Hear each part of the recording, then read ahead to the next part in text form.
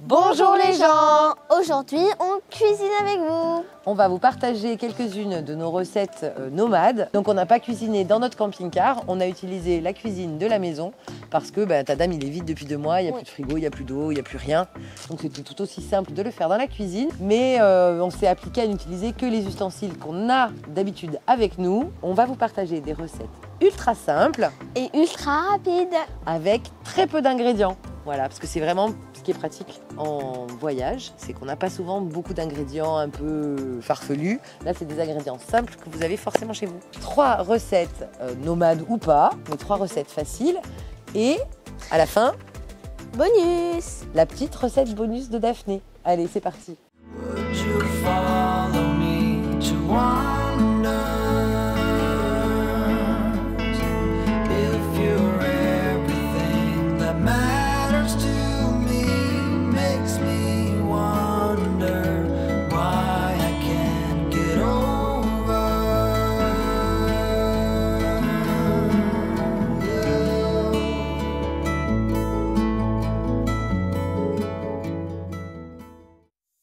Alors aujourd'hui, on va faire des pancakes. On fait toujours cette recette-là parce qu'il y a 4 ingrédients. Et c'est des ingrédients qu'on a toujours dans le camion.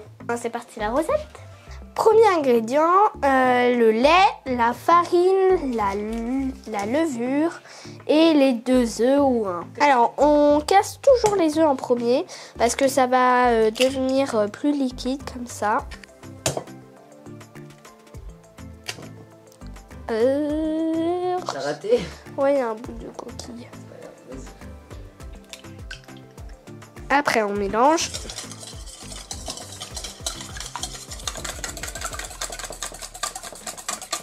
Maintenant, la farine. C'est un temps pour tendre, donc c'est un quart de litre de lait ou un quart de litre de farine.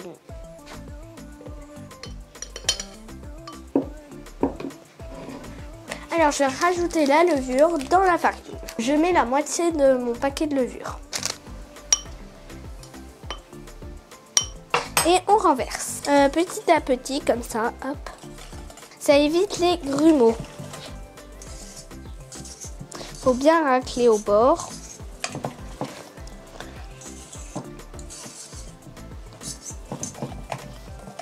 Alors maintenant, c'est l'heure de mettre le lait.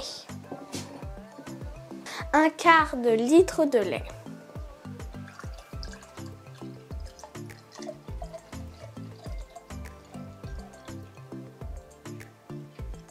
Voilà. Et là, je mets petit à petit pour de plus en plus enlever la pâte de mon fouet.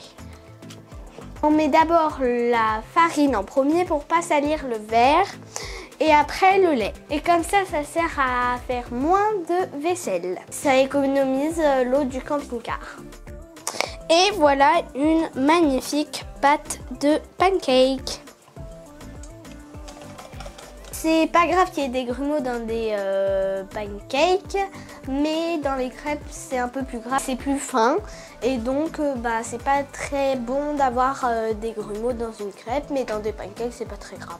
Pour que la pâte soit un peu plus épaisse, j'ai rajouté un peu de farine parce que 2 œufs ils étaient très gros, donc on a rajouté de la farine. J'allume mon gaz. Hop. Alors il faut laisser un peu sa poêle chauffer parce qu'il faut une poêle à la bonne température, bien chaude. Le premier pancake, il faut faire doucement, comme ça la pâte elle commence à cuire et ça épaissit le pancake.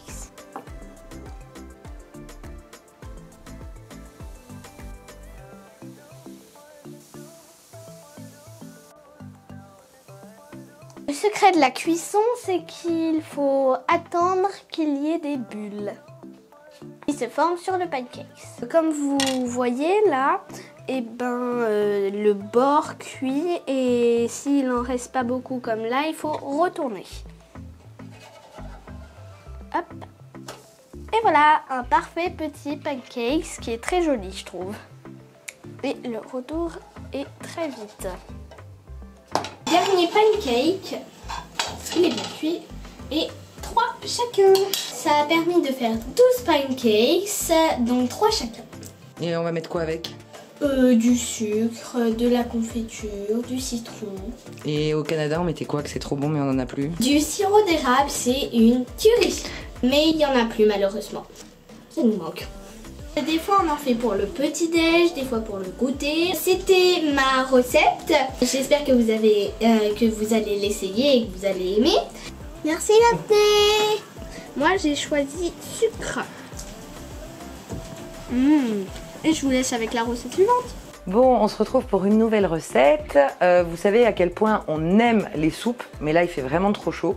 Donc on s'attaque à une soupe froide, à un gazpacho de tomates. J'ai pas de recette, donc je vais faire avec ce que j'ai et on va improviser et on va vous montrer ce que ça donne. C'est parti. L'indispensable pour les soupes, on l'a déjà pour l'hiver, c'est d'avoir un mixeur. On s'en sert mais tellement là, et en ce moment on est plus sur du smoothie, du gazpacho. Donc ça fait partie de nos indispensables en cuisine. Si vous n'aviez pas vu cette vidéo, je vous la remets ici. Voilà. Alors, j'avais commencé parce qu'on avait du concombre. Le concombre, j'en utilisais la moitié pour mettre dans la préparation et l'autre moitié pour faire des petits... Comment on pourrait appeler ça? Parce que je vais faire des croûtons après aussi. Mais... Des petites trempouilles, des trempounettes. Voilà, donc la moitié, la plus ferme, je la garde pour après. Et là, hop. Donc je dégrossis un petit peu pour que ça soit plus facile.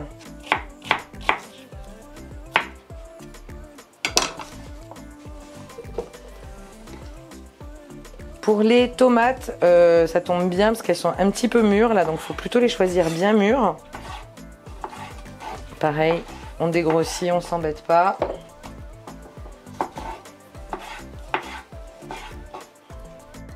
Là, ici. Alors après, pour relancer, il faut un peu d'huile d'olive. Alors ici, l'huile d'olive, elle est vendue en vrac dans les bouteilles d'eau. Voilà, on l'achète comme ça à l'épicerie en fait. Comme en Grèce, un petit peu d'ail. Voilà. Un petit peu de poivron pour donner du goût.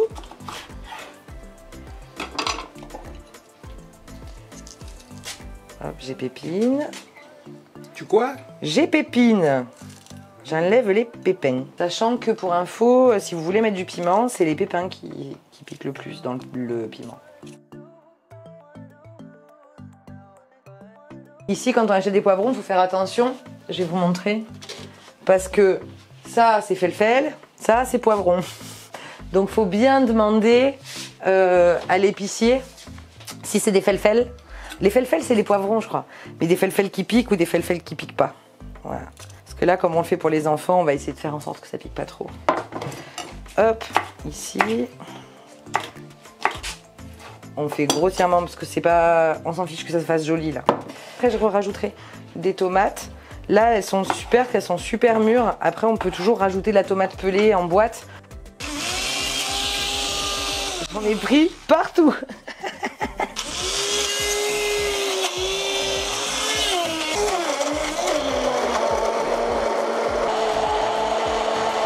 Pour faire cette recette en camping-car, il faut un convertisseur parce que là c'est du 220, mais c'est pas hyper gourmand en fait le mixeur. Contrairement à ce qu'on pourrait penser, c'est uniquement 300 watts. Alors il y a peut-être une crête quand on le lance, mais nous on n'a jamais eu de problème avec notre convertisseur pour pouvoir mixer, sachant qu'on mixe pas non plus pendant 2 heures. Ajouter un petit peu d'oignon aussi, parce que nous on aime bien quand ça a du goût quoi. Un petit oignon. Oui, alors je mets pas tout, mais on aime bien quand ça a du goût. Voilà. Parce que le but c'est quand même que ça ait du goût. C'est pas juste une soupe de tomates. Je vais compléter avec le reste de tomates et je vous retrouve tout de suite. Bon donc là il me restait pas assez de tomates pour faire suffisamment de gazpacho, donc j'ouvre une petite boîte de tomates pelées. Alors ici elles sont pas forcément entières, c'est un peu la surprise. C'est pas du coulis, c'est pas du concentré, mais hop. Voilà.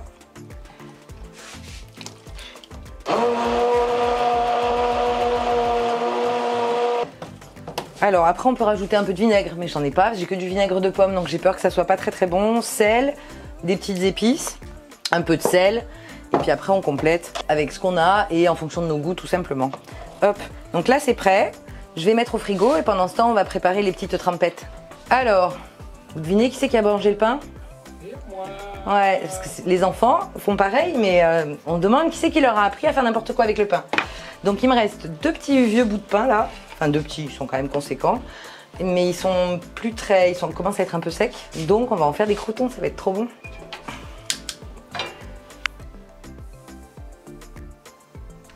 On est dans la générosité. On est dans la générosité. Donc là, ça, tu te mangeras tes restes là qui me... Tiens. Là. Qu'est-ce qu'on fait? Ben, les croûtons. Pendant que les petits croûtons sont en train de se faire et que la soupe est en train de se rafraîchir au frigo, je reprends mon petit concombre. Parce qu'on aime bien faire des trempettes de concombre aussi. Voilà. Et donc je fais des tout petits dés. Là je m'applique un peu plus que pour le mixeur pour que ça soit joli. Mais... Là. Il s'enfuit. Les enfants sont pas fans du poivron cru, mais nous on aime bien. Donc je vais faire pareil, des petits dés de poivron. Oula, oula. T'es tombé? Pour faire des petites trempouilles.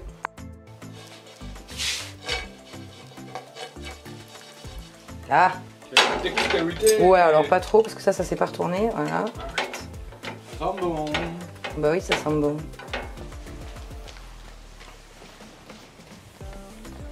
Normalement, ça a bien rafraîchi. Donc là, elle est un petit peu épaisse, mais bon. Et ensuite, donc on serre et beaucoup. Et après, chacun va pouvoir rajouter donc soit des petits croûtons, enfin soit de la tomate, du poivron, des oignons ou des concombres. Beaucoup. Beaucoup. Ça change un petit peu parce que on fait beaucoup de salades aussi, tomates, concombres, poivrons, oignons. Et ça change un petit peu de la salade. Et c'est plutôt Très bon. très bon. Un peu épicé, mais c'est bon. Mais parce qu'il y a de l'ail. Et l'avantage aussi, c'est que là, il fait ultra chaud. Vous le voyez peut-être pas, mais hier, on est monté à 38 degrés. Et c'est quand même plus agréable de manger une soupe froide que de mâcher ou de manger des choses. Enfin voilà, c'est plus rafraîchissant, on va dire. Ouais. Allez, je vous laisse. Bon appétit. On continue avec une recette sucrée aujourd'hui et on va recycler le pain. Le pain perdu, vous connaissez, hein. C'est un souvenir d'enfance incroyable. Il y a beaucoup de baguettes, il y a très peu de pain complet ou de pain campagne un peu gros. Nous on achète plutôt ça pour qu'il se conserve, qui coûte pas très cher du tout. On est à 6 centimes la baguette de 200 grammes. Et il en reste toujours un peu, donc on le met dans un sac qu'on garde bien précieusement. Et dès qu'on en a suffisamment, on peut se lancer dans du pain perdu. On fait des tranches pas trop fines parce que comme le pain est sec, ça a plutôt tendance à se casser, mais pas trop épaisse non plus. Comme ça en fait plus. Je sais, c'est psychologique. Il y a 2 écoles pour le pain perdu. C'est d'abord le lait et après l'œuf, ou je sais jamais lequel des deux. Mais en camping-car, ce qu'on veut, c'est faire le moins de vaisselle possible. Donc en fait, on fait ni les œufs, le lait avant, on fait tout ensemble. Donc on casse 2 œufs. Ils sont énormes ces œufs. On les bat en omelette et on rajoute le lait. La quantité, c'est à vue d'œil.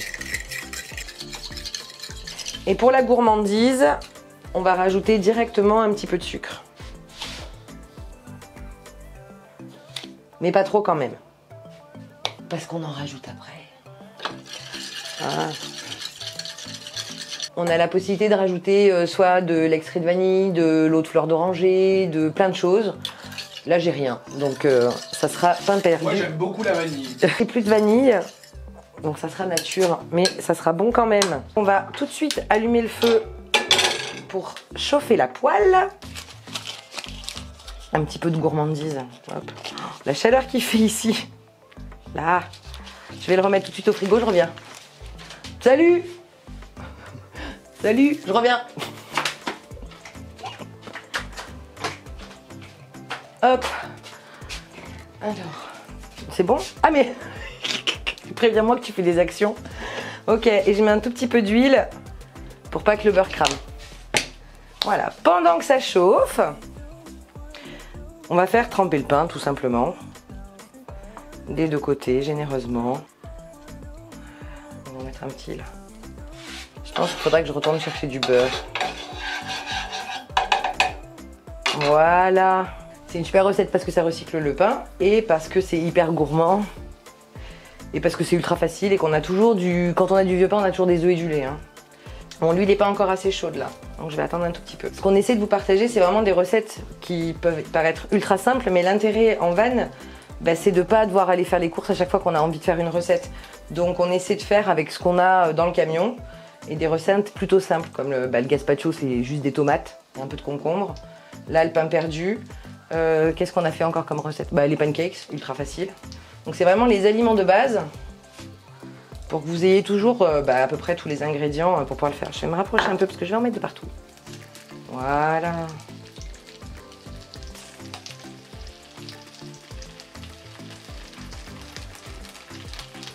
Hop, une petite...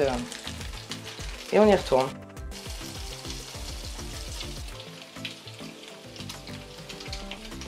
Alors après, quand on a imbibé tout le pain, il reste toujours un petit peu.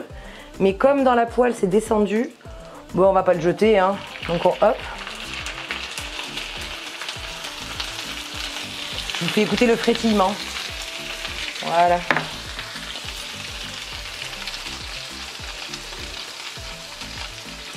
Parce qu'il faut pas que ça soit trop sec. C'est tout l'intérêt d'imbiber. Et ouh, c'est pas mal. Les premières qu'on a mises, elles commencent... Ouh oui. Ouh oui. Moi je trouve que l'avantage de faire les œufs et le lait mélangés, outre le fait que ça évite de faire beaucoup de vaisselle, ça fait plus un côté flan dans le pain que simplement ramolli avec du lait et doré à l'œuf. Parce qu'il y a de l'œuf partout. Alors que quand on fait tremper d'abord dans le lait et après dans l'œuf, il y a de l'œuf qu'à l'extérieur. C'est gourmand. Donc là au niveau du temps de préparation, cuisson, c'est le plus long pour nous là aujourd'hui, ça a été de mettre la caméra en place en fait. Ça prend à peu près 3 minutes et en cuisson 2-3 minutes. De chaque côté. Oui, exactement monsieur caméraman. Après vous voyez si vous voulez remettre un peu plus de beurre histoire d'être un peu plus gourmand. Donc là... Voilà. Alors je les empile pas tout de suite, pourquoi? Parce qu'il faut un peu caraméliser tout ça, hein. Voilà. On peut le faire avec du sucre glace pour les puristes, mais voilà, l'idée c'est quand même de faire avec le moins d'ingrédients possible, à savoir pain, lait, œufs, sucre. Donc ça fait un super goûter, ça fait un super dessert ou un super petit-déj. Ou un super repas, ou un super... pour les chats. J'en connais 2 qui vont être contents. Voilà. Il n'y a plus qu'à attendre une petite minute que ça refroidisse. Et c'est parti pour la dégustation. On espère que ça vous a plu. Et que vous aurez envie d'essayer aussi ces recettes, que vous viviez en véhicule aménagé ou pas, parce que on peut cuisiner aussi dans sa maison. Si vous faites nos recettes, dites-le nous, ça nous fera plaisir de le savoir. Et dites-nous aussi si ce format vous plaît bien, parce qu'on a d'autres idées de recettes, plein, parce qu'on mange tous les jours. Ouais. Donc dites-nous si vous voulez qu'on vous partage d'autres recettes la prochaine fois. J'en ai une, des pâtes à rien. Des pâtes à rien. Tu mets du beurre, du ketchup. Ah bah alors, donc il y a du beurre ou du ketchup. Oui, mais tu les fais à rien. Ah, c'est ta recette bonus. Voilà, mais si t'as rien, tu les manges à rien. Des pâtes à rien. Ça, c'était la super recette bonus de Daphné, des pâtes à rien. Sur ce, on vous dit bon appétit. À très vite. Des bisous. Tu n'arrives pas à dire aucun mot. Les actions, la dégustation. Allez, t'as voulu faire la vidéo, t'articules. À tout à l'heure pour la dégustation. Bien, t'as réussi à le dire.